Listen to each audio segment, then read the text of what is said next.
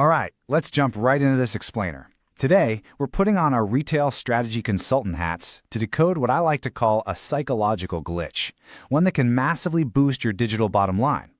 We're going to be talking about something called the halo effect, and more specifically, how the smartest brands in the world use it to shape consumer perception and drive some serious e-commerce revenue. So what exactly is this glitch? Well, psychologist Edward Thorndike actually discovered this cognitive bias way back in 1920 during a military study. He noticed something fascinating. An officer's rating of a soldier's intelligence and personal character was completely and unconsciously skewed by just one thing: their physical appearance. Basically, one positive attribute created this halo that completely blinded the evaluators to everything else. Here's our roadmap for today. We'll start with the psychology of perception, look at brand value in price, and then dig into the retail halo effect. From there, we'll explore how this drives bigger baskets and better margins, the real cost of closing stores, and finally, we'll wrap up with a warning about the halo delusion. Starting off with Section 1, the psychology of perception, and how cognitive biases actually dictate consumer choice. Because before we can build a rock-solid retail strategy, we really have to understand how the human brain takes shortcuts. You've probably seen this yourself, right? Recent studies on the health halo effect show a huge gap in nutritional literacy among everyday consumers.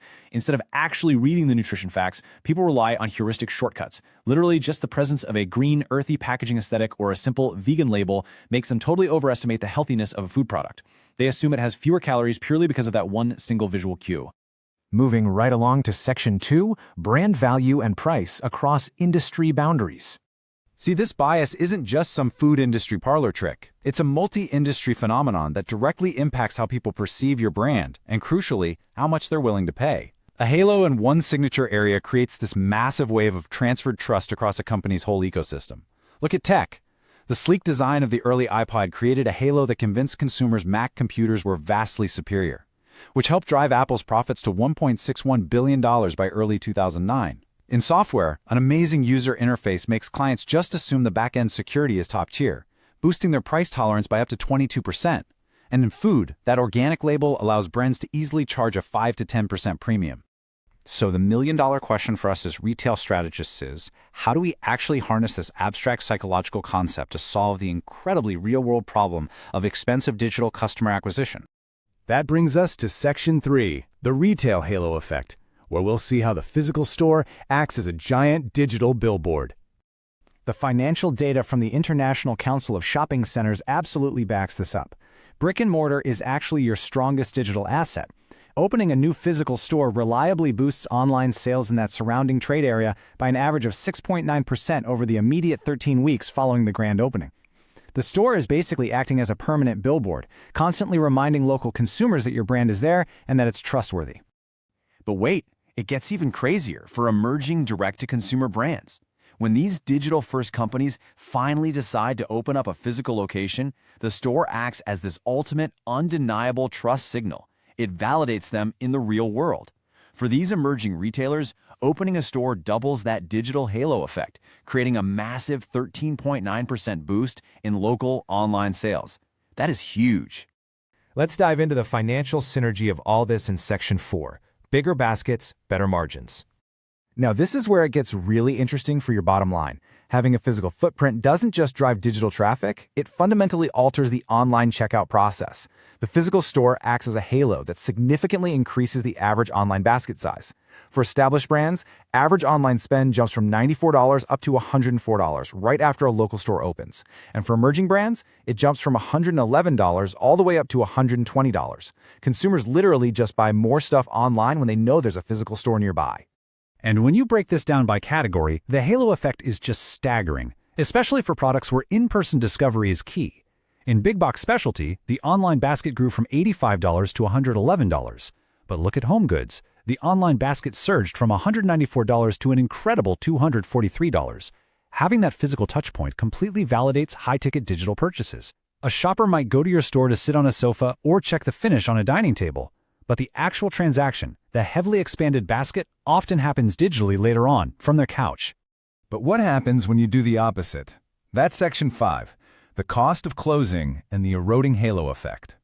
You know, pulling out of a physical market isn't just about saving some cash on rent. It has severe digital consequences. The crucial point here is that closing a store doesn't just eliminate your in-store revenue, it actively erodes your digital presence in that specific trade area. You are removing the physical reminder of your brand, you're damaging the perception of your company's health, and you're actively harming your e-commerce platform. Just look at this number. When we review the financial data across all surveyed retailers, shuttering a physical location caused online sales in that surrounding trade area to drop by an average of 11.5%. You aren't just locking the front doors, you are literally turning off your digital pipeline in that region. For things like discretionary items where physical discovery is everything, the damage is absolutely brutal. Home stores saw a devastating 32.2% drop in digital revenue after closing a local store. Department stores dropped 26.1%, and apparel dropped 19.4%. Honestly, Simeon Siegel, a senior retail analyst at BMO Capital Markets, points out that store closures rarely ever improve overall profits. He warns that companies are often much better off taking a volume hit by cutting back on their promotions, rather than taking the massive structural hit that comes from closing stores and losing that local physical halo entirely. Which leads us to our final takeaway in Section 6. Beware the halo delusion, a necessary reality check for any consultant. Because while this effect is incredibly powerful, we have to remember it isn't magic. In his book on the topic, business academic Phil Rosenzweig issues a pretty stark warning about the delusions of the business world. He cautions us not to mistake the temporary halo of a rising stock price or even a spike from a grand store opening for guaranteed permanent structural success, because success is fleeting and the market is unforgiving. He calls this the delusion of absolute performance. Basically, you could do everything right. You could open the perfect store, completely leverage that physical halo to boost your digital sales, and still fall behind just because of what your competitors are doing. Think about it like a celebrity endorsement. A brand can suffer a diminishing halo effect if that celebrity has a PR scandal. In the same way, a beautiful, high-traffic physical store cannot mask poor underlying business fundamentals or an uncompetitive product. The halo only amplifies what's already there. It doesn't fix what's fundamentally broken. So, ultimately, as you map out your omni-channel strategy, you're left with a really tough question. When you look at the skyrocketing costs of digital ads and customer acquisition today, is saving a little money on commercial rent truly worth sacrificing the absolute most powerful consumer trust signal your brand possesses? The financial data tells us, no, it's not. The physical store is actually your digital engine. Keep that in mind the next time you're reviewing your balance sheet.